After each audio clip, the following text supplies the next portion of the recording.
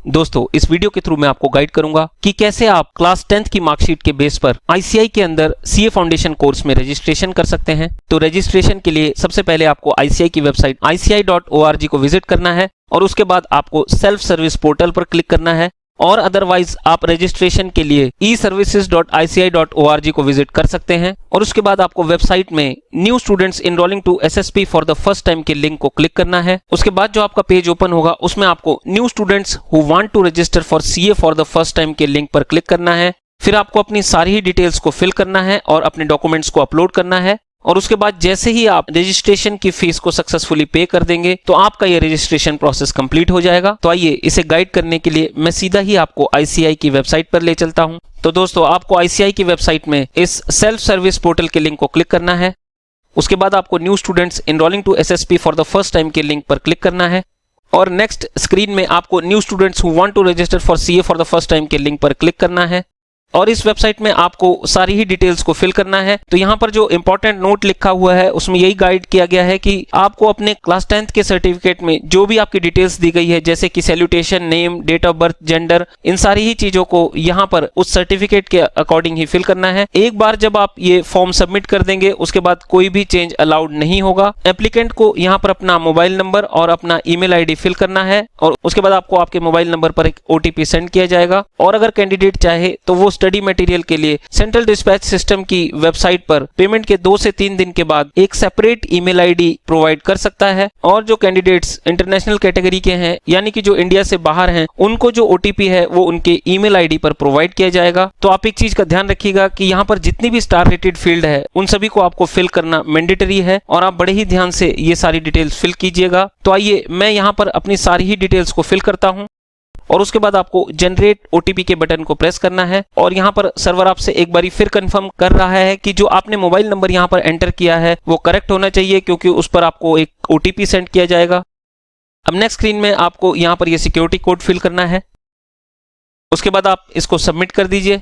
तो आप देख सकते हैं कि जो मोबाइल नंबर मैंने यहाँ पर फिल किया है और जो ईमेल आईडी यहाँ फिल किया है उस पर एक ओटीपी आया है। तो आइए उस ओटीपी को मैं यहाँ पर एंटर करता हूँ और ओटीपी फिल करने के बाद आपको यहाँ पर वैलिडेट ओटीपी करना है। इन केस अगर सिग्नल की प्रॉब्लम के कारण आपका ओटीपी आपके मोबाइल नंबर पर नहीं आता है तो आप रीसेंट ओटीपी के बटन को क्लिक कर सकते हैं। तो आइए मैं अपने ओटीपी को वैलिडेट करता हूँ। अब जो मेरा ओटीपी है वो सक्सेसफुली वैलिडेट हो चुका है। तो आपको उसके बाद यस सबमिट नाउ पर क्लिक करना है। उसके बाद वेबसाइट आपसे रजिस्ट्रेशन फॉर्म को कंप्लीट करने के लिए दोबारा से सारे ही पॉइंट्स को कंफर्म कर रही है। तो ये सारे पॉइंट्स वही है जो मैंने आपको अभी समझाए थे। तो आप यहां से इसको ओके कर दीजिए। तो आप देख सकते हैं कि आपका ईमेल आईडी और मोबाइल नंबर वेबसाइट पर रजिस्टर हो चुका है और यहाँ पर आपको हेल्प डेस्क का भी नंबर प्रोवाइड किया गया है। तो इन केस अगर आपको कोई प्रॉब्लम फेस हो तो आप इस हेल्प डेस्क के नंबर पर कांटेक्ट कर सकते हैं। अब आपको यहाँ पर स्टूडेंट साइकिल पर क्लिक करना है। इसके बाद आपको अप्लाई फॉर फाउंडेशन के लिंक पर क्लिक करना है और यहाँ पर आपको डायरेक्ट एंट्री स्टूडेंट्स के स्कीम के बारे में भी गाइड किया गया है। तो अभी हम ये क्लास 10th के बेस पर कर रहे हैं तो आपको अप्लाई फॉर फाउंडेशन के लिंक पर क्लिक करना है और उसके बाद यहाँ आपको 3 टैब दिए गए हैं। फर्स्ट टैब में आपकी पर्सनल डिटेल्स फिल होंगी, सेकंड टैब में आपकी क्वालिफिकेशन डिटेल्स फिल होगी और थर्ड जो टैब है वो पेमेंट डिटेल्स का है। तो इस पेज में जितनी भी स्टार रेटेड फील्ड है वो आपको फिल करनी है। तो आइए मैं सारी ही डिटेल्स को फिल करता हूँ और आगे प्रोसीड करता हूँ। तो आपने देखा कि जो डिटेल्स हमने फर्स्ट पेज पे फिल करी थी वो ऑलरेडी यहाँ पर आ रही है और यहाँ पर आपको सिर्फ उन फील्ड्स को फिल करना है जो पिछले पेज पर नहीं थी, जैसे कि आपका मैरिटल स्टेटस क्या है। उसके बाद आपको यहाँ फिल करना है कि क्या आप डिफरेंटली एबल्ड है। यहाँ आपको ये फिल करना है कि क्या आप स्टाफ के वार्ड हैं और यहाँ पर आपको अपनी एड्रेस डिटेल्स फिल करनी है। उसके बाद आपको परमानेंट एड्रेस फिल करना है। तो इन केस अगर आपका परमानेंट एड्रेस और कोरोस्पोंडेंस एड्रेस दोनों सेम है तो आपको यहाँ पर यस पे क्लिक करना है। तो जो डिटेल्स आप कोरोस्पोंडेंस एड्रेस में फिल करेंगे वो ऑटोमेटिकली आपके परमानेंट एड्रेस की फील्ड्स में सेव हो जाएंगी। तो आइए मैं इन सारी डिटेल्स को फिल करने के बाद इस रजिस्ट्रेशन प्रोसेस आगे गो थ्रू करता हूँ। सारी ही डिटेल्स को फिल करने के बाद आपको यहाँ पर सेव एंड नेक्स्ट के बटन को प्रेस करना है। अब ये डेटा आपका सेव हो चुका है। अब आपकी सेकंड टैब यानी कि क्वालिफिकेशन टैब की डिटेल्स को आपको फिल करना है।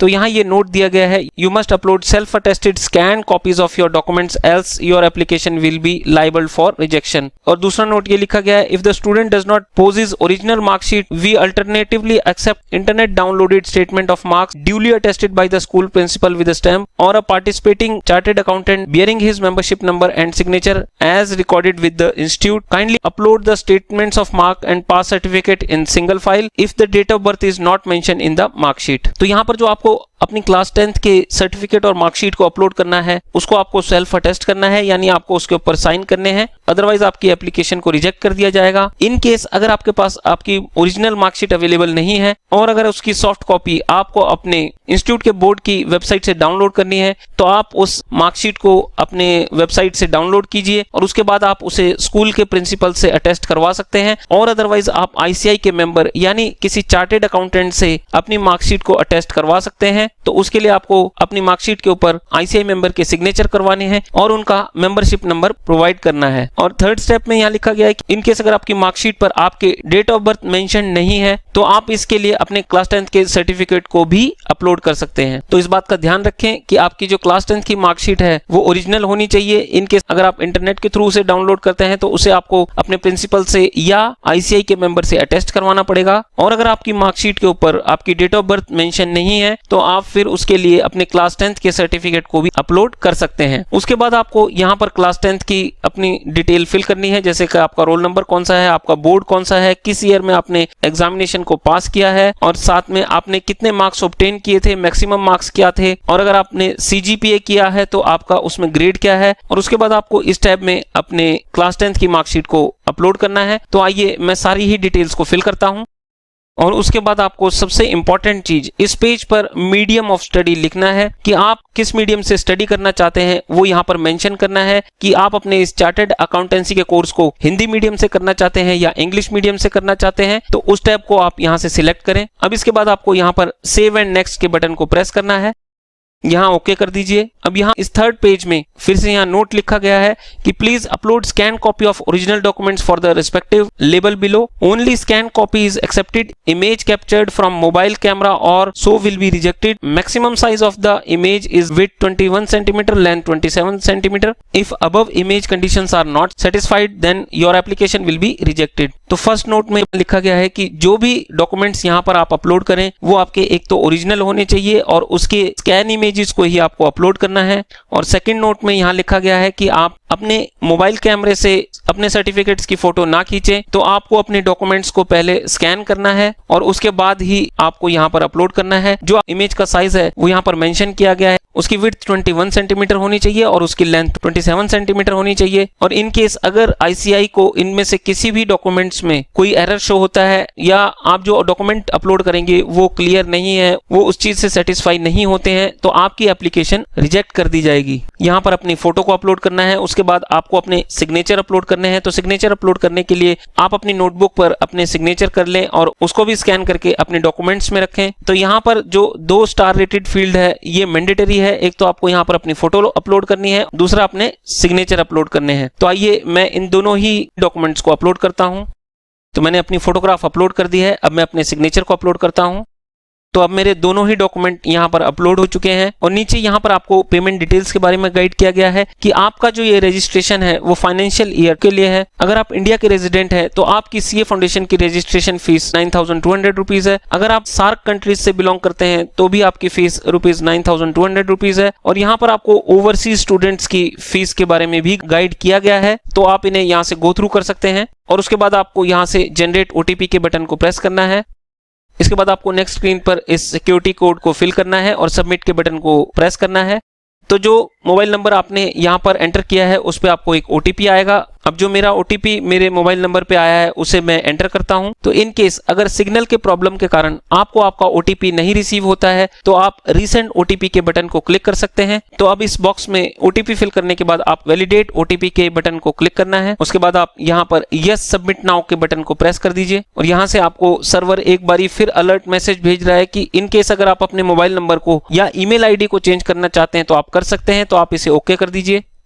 यहाँ से बैक जाकर अगर मोबाइल नंबर को या अपनी किसी भी डिटेल को चेंज करना चाहते हैं तो कर सकते हैं, अदरवाइज आपको यहाँ पर सबमिट के बटन को प्रेस करना है। उसके बाद आप एक बार से फिर कंफर्म कर दीजिए तो अब सर्वर आपको पेमेंट गेटवे के पेज पर ले जाएगा। तो यहाँ आप देख सकते हैं कि यहाँ आप इस QR कोड के थ्रू भी अपनी पेमेंट को कर सकते हैं और अदरवाइज आप इस पेज पर EMI, debit card, credit card, UPI या नेट बैंकिंग के थ्रू भी पेमेंट कर सकते हैं। तो जो भी मोड आप सिलेक्ट करना चाहें वो यहाँ से सिलेक्ट कर सकते हैं। और इसके नेक्स्ट स्क्रीन में आपको आपकी कार्ड्स की डिटेल पूछी जाएगी। तो जैसे ही आपकी पेमेंट सक्सेसफुल होगी तो ICI आपको आपके रजिस्टर्ड मोबाइल नंबर पर आपकी डिटेल सेंड करेगा और इसी तरह आपके रजिस्टर्ड ईमेल ID पर वो आपको आपकी सारी ही डिटेल सेंड करेगा। तो आप देख सकते हैं कि इसमें सिर्फ मैंने अपने क्लास 10th की मार्कशीट अपलोड की है, अपनी फोटोग्राफ अपलोड की है और अपने सिग्नेचर अपलोड किए हैं। इसके अलावा यहाँ पर अभी और किसी भी डॉक्यूमेंट की रिक्वायरमेंट नहीं है और इस तरह से आपका ये रजिस्ट्रेशन प्रोसेस अब कंप्लीट हो चुका है। Thank you for watching this video. अगर आपको ये वीडियो पसंद आए तो इसे लाइक करें और ज्यादा से ज्यादा शेयर करें।